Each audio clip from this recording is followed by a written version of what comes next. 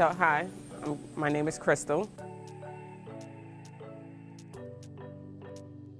I'm a chef. I have over 20 years experience. I started as at the bottom of the industry. I was in the cafeteria, but I studied and worked hard, and then I met some really cool people along the way. I got to work with a lot of great chefs, like a master chef, Philippe Shin, who does French Asian fusion, Jean-Marie Lacroix, who has a restaurant called Lacroix at the Renton House. He used to be at the Four Seasons. I got to work with Jim Coleman, who did American Cuisine, which had his own TV show, and that's where I first learned about TV, because he had a show called Flavors of America on WHYY on Channel 12, and that's where I started doing TV at.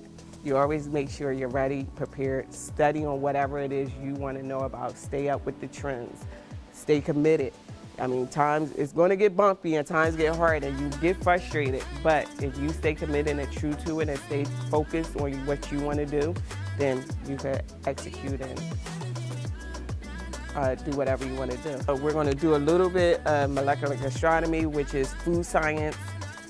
It's a cool way of turning things and using chemicals into other properties. We're going to do what I call an ice teardrop panna cotta. Y'all seen the ice sculptures go by, but they're really easy and cool to make. And then we're going to use some dry ice and do some really cool stuff. Okay? Cool.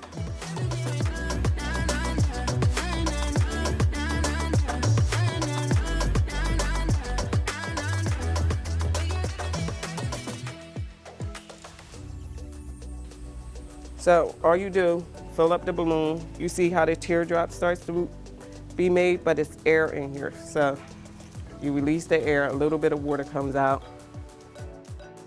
Tie the balloon, string, any type of string. You tie it around the balloon. And this is the first thing you want to make because this is the longest thing that takes to form. And then you just tie it to something to create that teardrop effect. You put it on something flat so it can keep a flat base, and that's it. Here. So next we're going to make the panna cotta, which I meased out all the ingredients right here. So this is 2 cups of heavy cream. We got half a cup of milk, half a cup of yogurt. So all you're going to do for the panna cotta is heat up your heavy cream. This has gelatin in it. So you would bloom the gelatin, and that means you would make it get soft. It's about a teaspoon and a half, just one little packet. You can buy it from the supermarkets. It's a powdered gelatin, but they also have sheets. So just about a half teaspoon of gelatin we're gonna put in here. Once the cream gets heated up, you will pour the gelatin and the milk into the cream, whisk it up, and then add yogurt.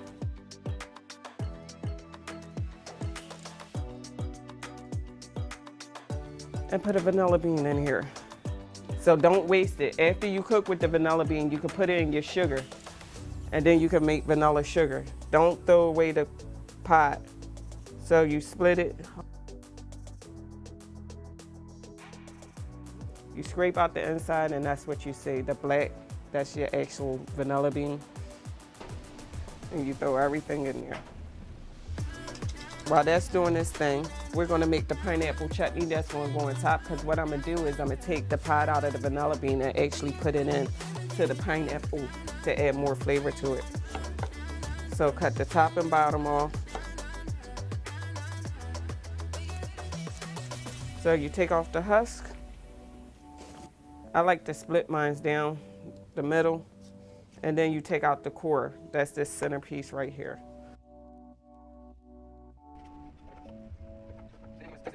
And then we're gonna dice this up really small. And what we're gonna do with the pineapple is a technique called sous vide. It's just when you immerse something in a water bath and you cook it at a constant temperature for a certain period of time.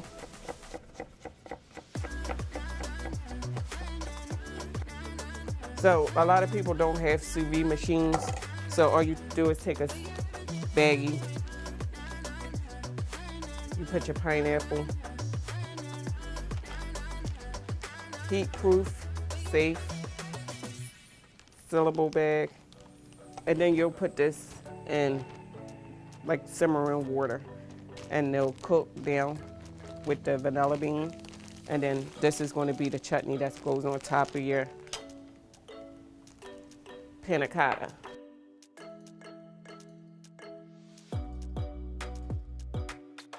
So I bought these like little glasses, you see, that'll fit into the ice sculpture.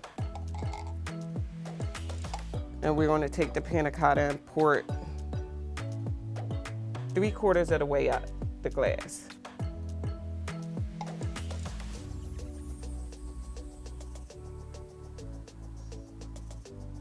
And then we're going to let this chill in the refrigerator.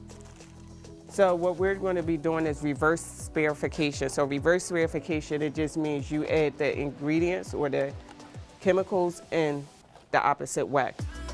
So this is calcium lactate.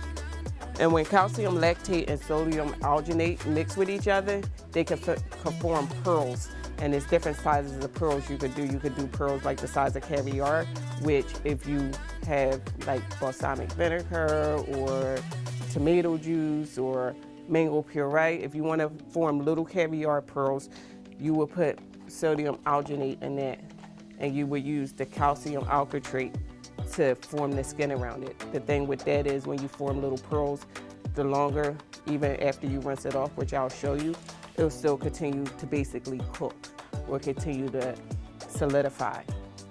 When you do the reverse spherification, you actually put the calcium lactate into your puree or into your balsamic or into your liquid, and then you freeze that, and then you wash it in the sodium alginate, which you could do bigger size, which we're going to do a bigger size sphere that sit on top, and it stays liquid after you wash it away. So even after you wash it away, as long as it's not sitting in the chemical itself, the calcium, it'll become liquid and you could cut through it. So what I did was I took just mango puree, or you could take some type of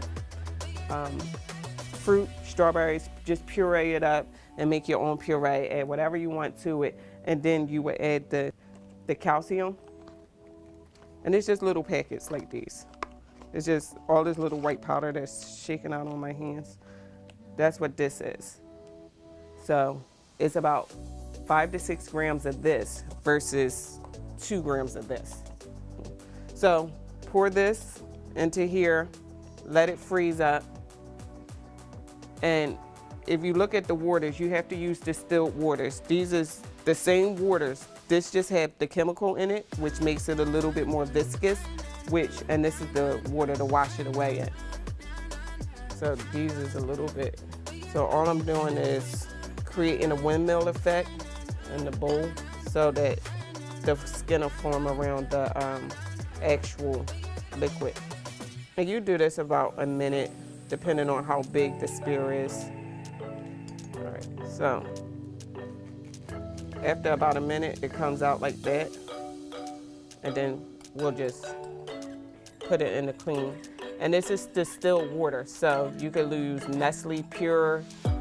I say use Nestle because it's the cheaper water. You can use Smart Life or Smart Water, which is more expensive. But for this, you could just use that. And you can hold it in here. It'll last for 24 hours. After that, it won't last. It'll dissipate. And the last thing we're going to make is these like little discs that go in there. So another chemical or another alternative to sugar is isomalt. Isomalt is a sugar substitute, and they use it in like a lot of sugar making because it don't caramelize on you. It doesn't brown or change color. And isomalt, I don't know if you can find these in the supermarket, but you know, Amazon has everything. It looks like regular sugar, but it doesn't, like I said, caramelize, and they use it in a lot of sugar making and sugar pulling, and you could take it to a higher temperature. So we put it in between 2 seal packs, and I know y'all can't see it because, so we just put the sugar down with a cookie cutter, and you literally cannot see.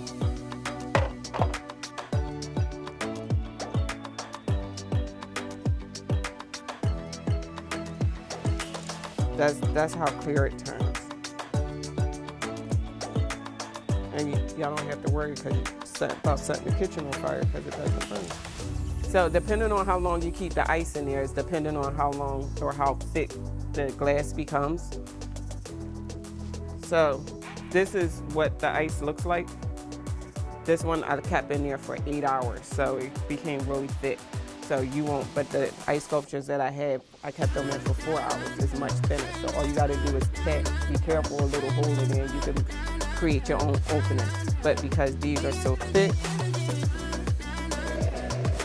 I torch it and create a hole.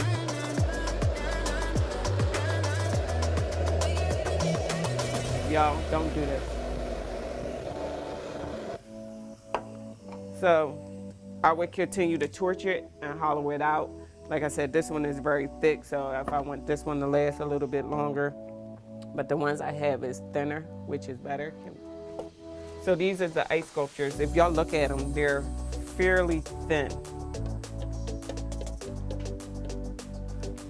So, thank you.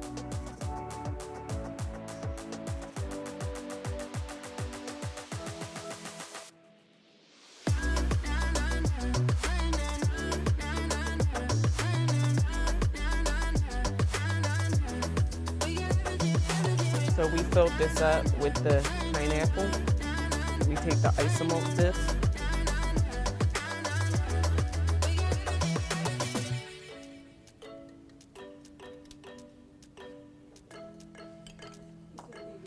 A glove. This is what the spear looks like. Like a little jelly, you see it? So then we're gonna mix a little bit of ice and dry ice around this.